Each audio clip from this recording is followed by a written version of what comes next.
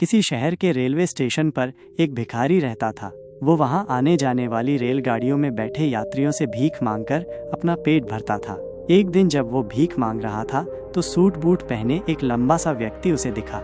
उसने सोचा कि ये व्यक्ति बहुत अमीर लगता है, इससे भीख मांगने पर ये मुझे ज़रूर अच्छे पैसे देगा। वह उस लंबे व्यक्ति से भीख मांगने लगा। भिखारी को देखकर उस लंबे व्यक्ति ने कहा, तुम हमेशा मांगते ही रहते हो, क्या कभी किसी को कुछ देते भी हो?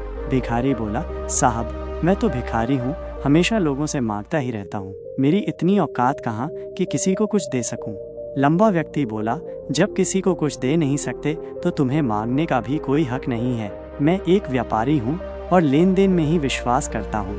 अगर तुम्हारे पास मुझे कुछ देने को हो तभी मैं तुम्हें बदले में कुछ दे सकता हूँ। इतना कहने के बाद वो लंबा आदमी ट्रेन में बैठकर चला गया।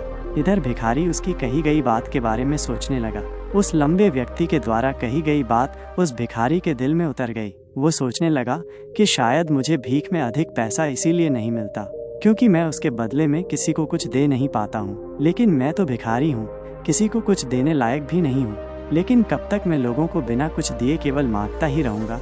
बहुत सोचने के बाद उस भिखारी ने निर्णय किया कि जो भी व्यक्ति उसे भीख देगा उसके बदले में वो भी उस व्यक्ति को कुछ ज़रूर देगा। लेकिन अब उसके दिमाग में ये प्रश्न चल रहा था कि वो खुद भिखारी है तो भीख के बदले में वो दूसरों को क्या दे सकता है। इस बात को सोचते हुए 2 दिन हो गए लेकिन उसे अपने प्रश्न का कोई उत्तर नहीं मिला था। तीसरे दिन जब वो स्टेशन के पास बैठा हुआ था तभी उसकी नज़र कुछ फूलों पर पड़ी जो स्टेशन के आसपास के पौधों पर खिले थे। उसने सोचा, क्यों ना मैं लोगों को भीख के बदले कुछ फूल दे दिया करूं। उसको अपना ये विचार अच्छा लगा और उसने वहाँ से कुछ फूल तोड़ लिए। अब वो ट्रेन में भीख मांगने पहुँचा। अब जब भी कोई उसे भीख देता तो उसके बदले में वो भीख देने वाले को कुछ फूल दे देता। उन फूलों को लोग खुश होकर अपने पास रख लेते थे। अब भिखारी रोज़ फूल तोड़ता और भीख के बदले में उन फूलों को लोगों में बांट देता था। कुछ ही दिनों में उसने महसूस किया कि अब उसे बहुत अधिक लोग भीख देने लगे हैं। वो स्टेशन के पास के सभी फूलों को तोड़ लाता था। जब तक उसके पास फूल रहते थे तब तक उसे बहुत से लोग भीख देते थे। लेकिन जब फूल बांटते बांटते ख़त्म हो जाते तो उसे भीख भी नहीं मिलती थी। अब रोज़ ऐसा ही चलता रहा। एक दिन जब वो भीख मांग रहा था तो उसने देखा कि वही लंबा व्यक्ति ट्रेन में बैठा है जिसकी वजह से उसे भीख के बदले फूल देने की प्रेरणा मिली थी। वह तुरंत उस व्यक्ति के पास पहुंच गया और भीख मांगते हुए बोला, आज मेरे पास आपको देने के लिए कुछ फूल हैं। आप मुझे भीख दीजिए तो बदले में मैं आपको कुछ फूल दूंगा। उस लंबे व्यक्ति ने उसे भीख के रूप में कुछ पैसे दे दिए और भिखारी ने कुछ फूल उसे दे दिए। उस लंबे व्यक्ति को बात बहुत पसंद आई। वो बोला, वाह क्या बात है, आज तुम भी मेरी तरह एक व्यापारी बन गए हो। इतना कहकर फूल लेकर वो लंबा व्यक्ति अपने स्टेशन पर उतर गया। लेकिन उस लंबे व्यक्ति द्वारा कही गई बात एक बार फिर से उस भिखारी के दिल में उतर गई। वो बार बार उस लंबे व्यक्ति के द्वारा कही गई बात के बारे में सोचने लगा और बहुत खुश होने लगा। उसकी आंखें अब चमकने लगी। उसे लगने लगा कि अब उसके हाथ सफलता की वो चाबी लग गई है जिसके द्वारा वो अपने जीवन को बदल सकता है। वो तुरंत ट्रेन से नीचे उतरा और उत्साहित होकर बहुत तेज़ आवाज़ में ऊपर आसमान की तरफ देखकर बोला, मैं भिखारी नहीं हूँ, मैं तो एक व्यापारी हूँ, मैं भी अमीर बन सकता हूँ। लोगों ने उसे देखा तो सोचा कि शायद ये भिखारी पागल हो गया है और अगले दिन से वो भिखारी उस स्टेशन पर फिर कभी नहीं दिखा। लेकिन 6 महीने बाद इसी स्टेशन पर 2 व्यक्ति सूट बूट पहने हुए यात्रा कर रहे थे।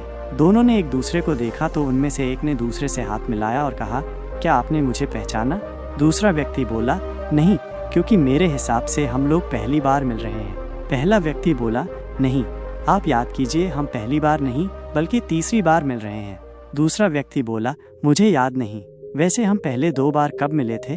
पहला व्यक्ति मुस्कुराया और बोला, हम पहले भी 2 बार इसी ट्रेन में मिले थे। मैं वही भिखारी हूँ जिसको आपने पहली मुलाकात में बताया कि मुझे जीवन में क्या करना चाहिए और दूसरी मुलाकात में बताया कि मैं वास्तव में कौन हूँ। दूसरा व्यक्ति मुस्कुराया और अचंभित होते हुए बोला, ओह याद आया, तुम वही भिखारी हो जिसे मैंने एक बार भीख देने से मना कर दिया था और दूसरी बार मैंने तुमसे कुछ फूल खरीदे थे। लेकिन आज तुम ये सूट बूट में कहाँ जा रहे हो और आजकल क्या कर रहे हो? तब पहला व्यक्ति बोला, हाँ मैं वही भिखारी हूँ, लेकिन आज मैं फूलों का एक बहुत बड़ा व्यापारी हूँ और इसी व्यापार के काम से ही दूसरे शहर जा रहा हूँ। कुछ देर रुकने के बाद उसने फिर कहा, आपने मुझे पहली मुलाकात में प्रकृति का वो नियम बताया था जिसके अनुसार हमें तभी कुछ मिलता है जब हम कुछ देते हैं। लेन देन का ये नियम वास्तव में काम करता है। मैंने ये बहुत अच्छी तरह महसूस किया है, लेकिन मैं खुद को हमेशा भिखारी ही समझता रहा। इससे ऊपर उठकर मैंने कभी सोचा ही नहीं। और जब आपसे मेरी दूसरी मुलाकात हुई तब आपने मुझे बताया कि मैं एक व्यापारी बन चुका हूँ। तब मैं समझ चुका था कि मैं वास्तव में एक भिखारी नहीं बल्कि व्यापारी बन चुका हूँ।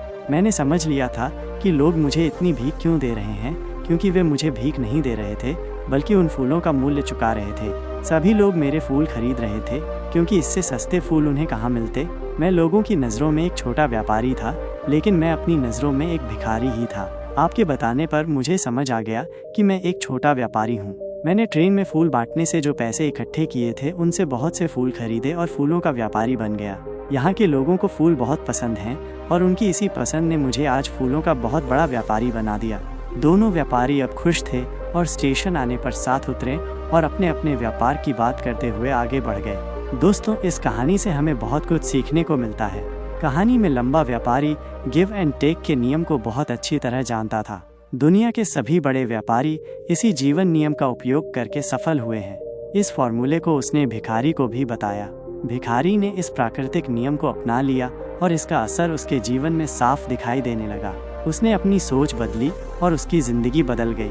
ये कहानी हमें बताती है कि हम यदि अपनी सोच बदल लें तो कुछ भी हासिल किया जा सकता है। यदि हम खुद को छोटा समझते रहेंगे तो हम हमेशा छोटे ही बने रहेंगे। बड़ा बनने के लिए हमें अपनी सोच को बदलना होगा और खुद के बारे में बड़ा सोचना होगा। कहानी का सार ये है कि सफलता आपकी सोच में छुपी होती है। खुद का आत्मसम्मान जगाइए, अपनी सोच को बड़ा बनाइए और देखिए कैसे आप सफलता के शिखर पर पहुंच जाते हैं।